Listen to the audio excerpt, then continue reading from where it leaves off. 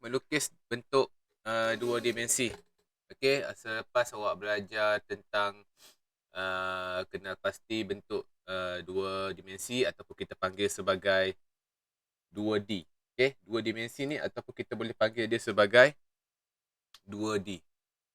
Ataupun dalam bahasa Inggeris 2D.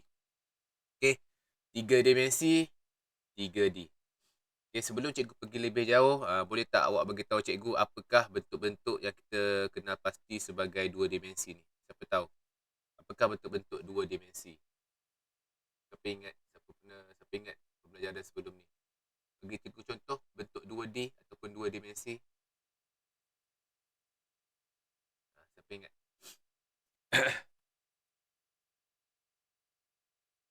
Apa contoh-contoh bentuk dua dimensi? Siapa ingat? Dah tak ingat dah? Cikgu bagi satu. Cikgu bagi satu contoh. Contoh bentuk 2D ataupun dua dimensi. Kita segi empat. Segi empat sama. Apa lagi contoh bentuk dua dimensi ataupun 2D? Siapa ingat?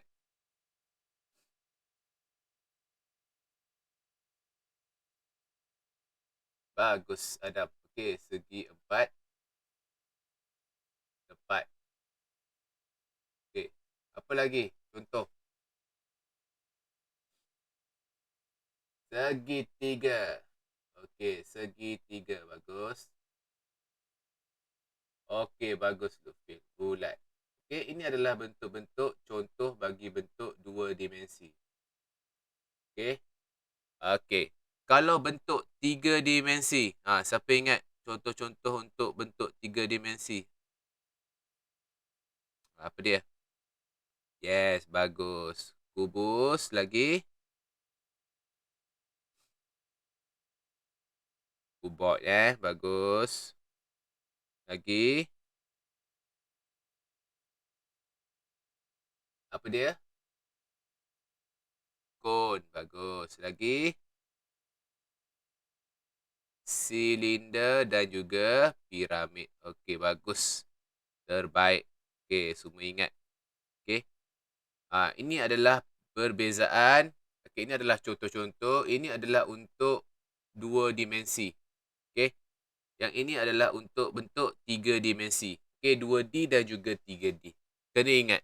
Kena ingat. So, hari ni kita akan lukis. Kita akan melukis. Ini pembelajaran kita mudah. Sebenarnya kita belajar untuk melukis. Melukis bentuk dua dimensi. Apa dua dimensi? Yang inilah yang awak akan lukis. Yang awak akan lukis. Baik. Pergi kepada objektif pembelajaran kita. Melukis bentuk asas bagi bentuk dua dimensi. Kita lukis bentuk dua dimensi bukan tiga dimensi. Hanya dua dimensi saja. Kalau dua dimensi ada empat tadi. Segi empat sama, segi empat tepat, segi tiga dan juga bulat. Anak-anak murid cikgu boleh rujuk buku surat 86. 86. Dekat belakang 86 tu dia ada gambar. Dia lukis segi empat sama. Lepas tu saya surih bulatan. Saya lukis bentuk 2D pada kertas petak. Dia ada gambar. Nanti cikgu akan ceritakan apa itu surih. Cikgu akan ceritakan. Baik.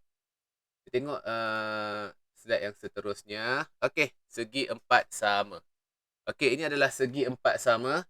Bila awak nak lukis bentuk 2D segi empat sama, awak perlu lukis. Untuk segi empat sama, bentuk 2D segi empat sama, apakah yang berlaku pada bahagian sisinya? Sisinya mestilah, kesemuanya mestilah sama. Ini adalah simbol sama. Kesemua sisinya mestilah sama. Sama ukuran. Kalau ini awak lukis sebanyak, ukuran dia sebanyak 5 cm, yang atas pun awak kena lukis ataupun awak kena garis sebanyak 5 cm. Baik, awak lukis seperti biasa.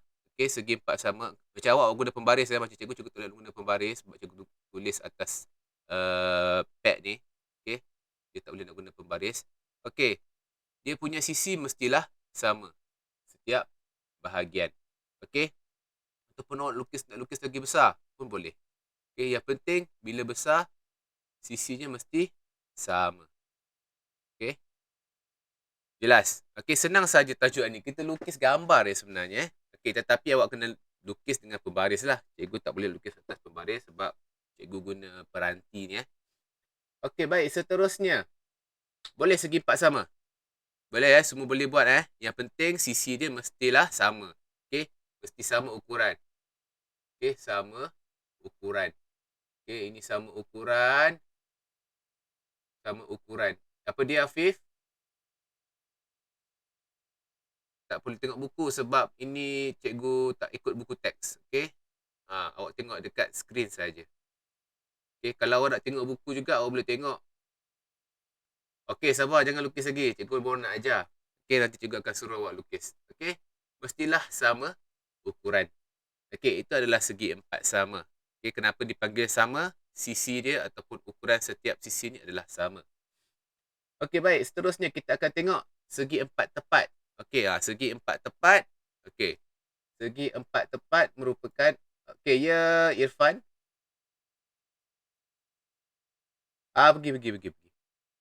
Okey, untuk segi empat tepat dia hanya ada dua sisi yang sama dan dua lagi sisi yang berlainan. Maksudnya dua sisi ini mestilah sama. Sisi yang lagi satu, dua sisi yang lagi satu berlainan. Ini dia punya simbol. Okey. Untuk lukis segi empat tepat, sisi di tepi tidak sama dengan sisi di atas. Okey. Nanti awak guna pembaris Cikgu lukis tak ada pembaris. Okey, nanti awak marah lah. Cikgu lukis tak ada pembaris, tak apa. Saya lukis ada pembaris. Okay, cikgu tak boleh lukis atas pembaris sebab cikgu guna drawing tablet. Okey. Awak lukis betul-betul yang sisi ini mesti sama ukuran. Okey, sisi yang ini sama ukuran dengan sisi lagi satu. Okey. Sisi atas sama ukuran dengan sisi bawah. Dia tidak sama dengan sisi tepi. Okey, ini adalah cara untuk kita melukis segi empat tepat. Okey. Baik. Seterusnya bulat. Okey, bulat. Okey, ini adalah bulat. Okey. Ini bulat. Okey, bila nak lukis bulat, yang penting awak perlu tahu bulat tiada bucu. Okey, bulat tiada bucu. Awak dah belajar bulat. Awak dah belajar kena pasti bentuk asas sebelum ini. Okey, bulat tiada bucu. So, apa perlu awak buat? Awak boleh lukis menggunakan freehand. Apa kita panggil sebagai freehand? Maksudnya bebas. Lukis saja bulat, bebas. Okey. Ataupun awak boleh gunakan surih. Apa itu surih? Okey, surih itu kita gunakan satu benda. Kita gunakan satu benda dan kita ikut benda itu. Contohnya, cikgu ada benda ni, bulat. Okey, ini bulat. Penutup botol bulat. Cikgu akan letak dan cikgu akan ikut saja bahagian dia. Nampak? Besar kan? Dah lari dah. Mana tadi? Dah lari dah. Tu sebab cikgu tak boleh nak guna drawing tablet. Okey, kejap cikgu padam sekali. Cikgu ambil benda yang lagi kecil sikit. Sekejap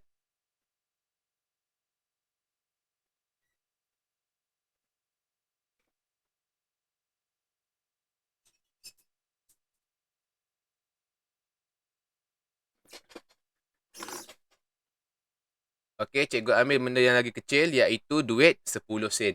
Okey, ini adalah duit 10 sen. Okey, cikgu ambil yang kecil.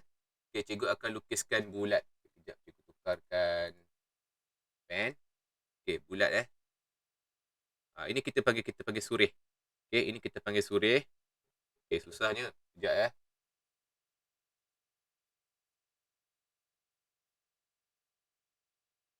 Cikgu akan gunakan pen ni.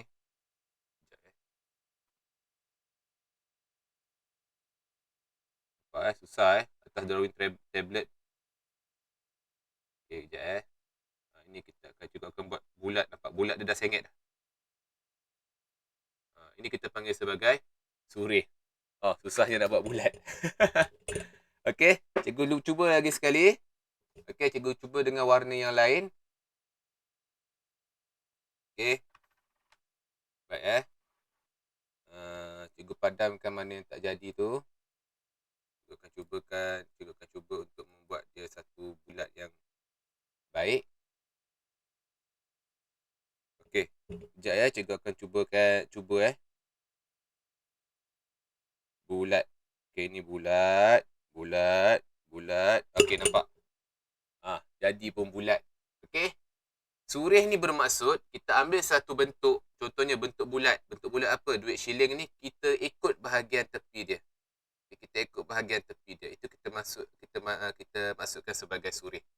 Okey. Awak boleh gunakan juga untuk segi empat tepat ni. Okey, apakah bentuk yang segi empat tepat yang ada dekat dengan awak? Contoh bentuk segi empat tepat yang ada dekat dengan awak. Apa dia? Contoh. Benda yang kecil lah. Okey, cikgu bagi satu contoh. Contohnya awak ada pemadam. Pemadam yang bentuknya segi empat tepat. Awak boleh gunakan pemadam itu untuk awak ikut garisan pemadam. Contoh yang lain lagi, apa yang awak ada? Contohnya awak punya pengasah pensel. Betul? Awak boleh ikut pengasah pensel di bahagian tepi dia untuk awak lukis. Okay, itu kita panggil sebagai surih. Kalau bulat ni cikgu ada dua. Satu penutup botol. Satu lagi duit shilling. Tapi penutup botol ni besar sangat. Cikgu guna duit shilling lah. Okay, cikgu guna duit shilling untuk lukis bulat. Okay. Baik. Jelas tak kelas? Faham tak apa dimaksudkan dengan surih tu? Okay, faham Awak ikut saja bentuk yang awak dapat contoh tu. Alright, bagus. Okay, yang seterusnya adalah segitiga. Okay, segitiga pun awak boleh lukis. Okay, segitiga pun awak boleh lukis seperti biasa. Awak boleh menggunakan pembaris. Okay. Cikgu guna freehand. Okay, segitiga. Okay, ini cara kita lukis segitiga. Ini cara yang pertama. Cara yang kedua, tarik bawah. Ni guna pembaris lah, jangan tak guna pembaris.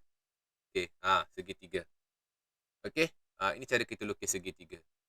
Okey, awak boleh sambung terus ataupun awak boleh sambungkan kedua-dua bucu yang ataupun puncak dia dulu baru awak tulis dia punya dasar dia. Okey, itu cara kita lukis segitiga. Jelas? Ada soalan tak? Jelas Tiada Okey, terbaik Okey. Itu adalah cara-cara untuk awak melukis bentuk-bentuk asas. Okey, sebabkan bentuk asas kita ada 4 saja. Itu saja yang awak belajar hari ini berkenaan dengan melukis bentuk asas. Okey. Yang penting untuk tajuk ini merupakan tajuk kecil yang terakhir. Lepas ni awak akan masuk tajuk besar yang baru. Okey, cikgu harap yang penting awak tahu dekat sini adalah bagaimana awak nak membezakan bentuk 2D ataupun 2 dimensi dan juga 3 dimensi. Okey, yang ini je yang penting. Lepas tu awak tahu berapa sisi, berapa permukaan rata untuk bentuk 3D. Okey, dan yang terakhir awak belajar tentang melukis. Okey, melukis bentuk 2 dimensi. Okey. Ada apa persoalan tak? Bagus. Kalau tiada, ini soalan awak. Boleh buka muka surat betul ke 144 tu. Okey, 144 nombor 1 saja. Awak boleh lukis gunakan pembaris. Okey, lepas awak lukis tu awak kena padankan.